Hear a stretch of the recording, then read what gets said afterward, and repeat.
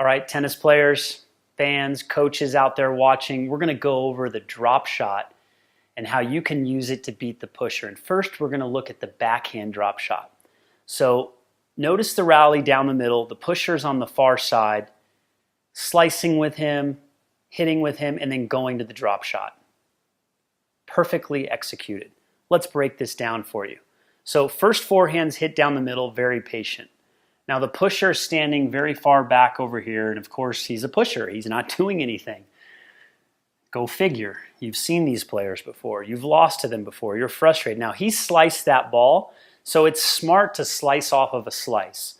So because the pusher actually hit this slice pretty well, it's probably smart to slice it back deep. And notice how the ball just went down the middle of the court. I'd say that many rec players would come over here and try to do too much and slice this ball down the line, or maybe even with an angle, and they'd miss it wide, and then they'd lose the point and get frustrated. I like to see that slice go more through the middle early in the point, as long as the pusher's not hurting you. If he's stepping up and then starts to hit the ball, then you might have to go for more risk. But just play through the middle until you get the right ball. Now this ball comes back more through the middle here. And if you watch closely, this is something I want to point out. When this ball is coming, it actually looks like Mads, he's got a backhand, topspin backhand grip here. So it actually looks like he's going to drive this backhand. So this is the master of disguise play. Now for those of you out there who aren't that advanced at this, I would just go with a slice grip. I would not use this topspin grip right away. But because Mads played Division I college tennis and he knows how to disguise, I'm going to let him do it. But I just want to point that out. If you're going to drop shot, you might want to get that grip a little bit sooner. But as we if we go forward a few more clips here, you notice he switches grips and he goes to the slice. Now, what I like about this down the line drop shot here is that he's hitting the drop shot from the middle of the court. I prefer that to hitting it from over here. Now, why do you think that is? One big reason is that you can hit side spin and make the ball tail away from the pusher.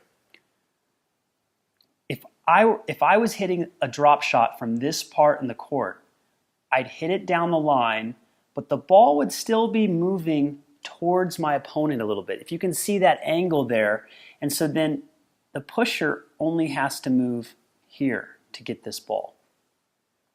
But when you're in the middle of the court, you can actually get inside, what I call getting inside the ball. This is something I learned from Joseph O'Dwyer, who was a fabulous coach when it came to touch and feel. So look at where that racket goes. It goes across the body, so there's side spin being hit on this ball. You can already see that Mads hit the ball somewhere in here, right? And you can already see that the ball is starting to go in this direction, which is going to go away from the pusher. Even better when the ball lands. So again, notice the finish there. I love that finish. When the ball lands, watch what happens here. Now that drop shot's a little bit high, but because the pusher is so far back, he's got to run a long distance. Now watch this ball. It bounces, and then it actually moves more to the left. Right there. Okay, so it bounces and it actually moves in this direction because it has side spin on it. That's what I love about using the drop shot from the middle of the court right here. That's your sweet spot zone.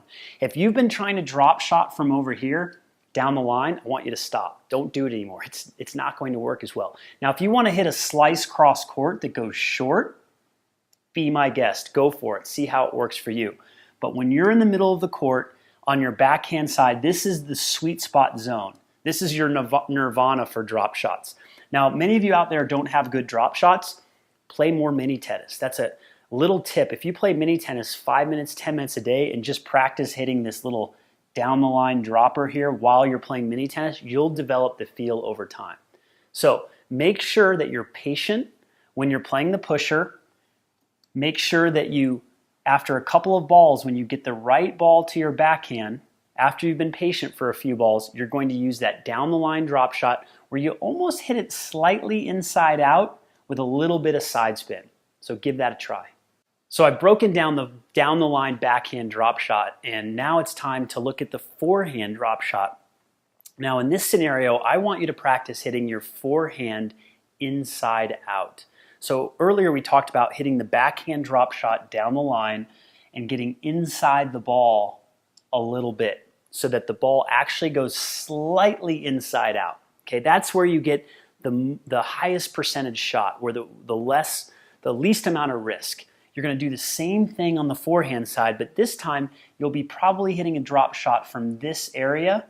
And I mean, you can hit it from here too, but you don't want to be hitting the drop shot on the forehand side generally from over here. So let's see how this point develops. Through the middle of the court, big ground stroke through the middle, inside out there, and then the inside out drop shot, perfectly executed against the pusher. So let's watch this again. So the first ball goes down the middle. You know, we're talking about patience. There's no reason to take a big risk here on the first ball. Just get into the point, get your rhythm. So many players are missing the first or second ball in the rally. I don't need you to hit 10 balls in a row before you do something. I don't need you to push with the pusher. I just need you to be more patient on the first and second balls and bring your margins in, play through the middle, hit through this area for 1 or 2 shots until you get your rhythm. You'll be amazed at how much you improve just by using that strategy right there. So the first ball goes middle, and the second ball floats because you're playing the pusher who's barely hitting the ball. Now, Mads is an advanced player, so he's running around this ball to hit a forehand. Many of you out there might not do that. You might want to hit a backhand on this ball. But again, he's advanced, and he's going to hit a heavy ball inside out over here. Okay? So let's watch that. Goes inside out. Now, the pusher, look at how far back. He's literally, whoops, do that again. He's literally, his back is against the wall over there. And literally his back is against the wall because Mads knows how to hit the forehand inside out drop shot. Now, Mads, when he sees that the pusher is really far back, he could actually hit a drop shot over here. That's an alternative. That's something you can do. That's something I see the pros do. But as I mentioned earlier, it's easier to get inside the ball and create some side spin. So even though Mads is drop shotting to the same side of the court, the ball is still going to bounce and tail away from the pusher.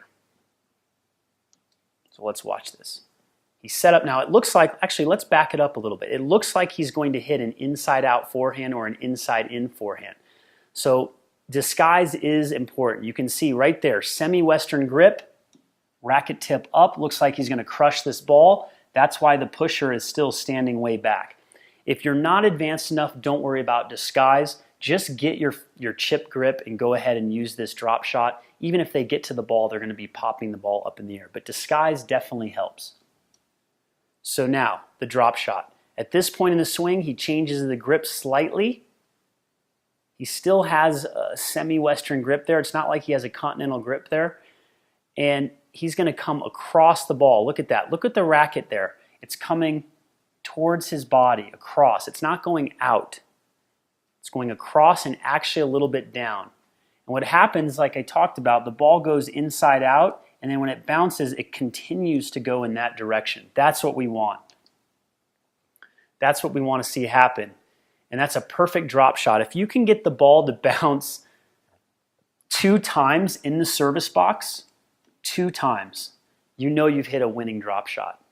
If it's 1 time, you could be in trouble. But if you can get that ball to bounce twice, you're in business. Now, as I mentioned earlier in this video, if you want to improve your drop shot, play mini tennis more. Players wonder why they have bad drop shots, but they're starting their rallies and they're starting their days hitting from the baseline, or if they do play mini tennis, they're hitting top spin ground strokes from here. 5 minutes a day, use the continental grip, and practice your slice. You could even play mini tennis where you have the top spin grips, and then as the ball comes, you can work on your disguise and change the grip. That's a little secret there that you can use. So use the drop shot against the pusher. It's going to work if you execute it properly.